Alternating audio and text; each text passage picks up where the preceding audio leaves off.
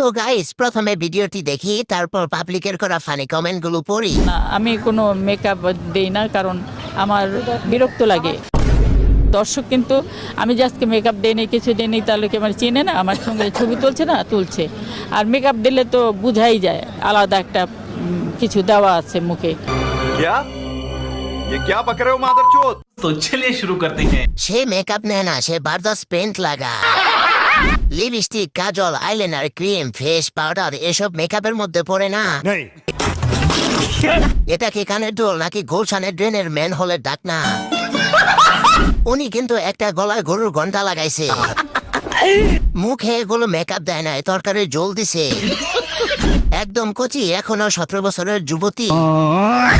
Makeup ছাড়া কত cute না জানি, মেকআপে আরো কত সুন্দরী লাগতো। উনি মেকআপ দেয় না, মেকআপ ওনারে দেয়।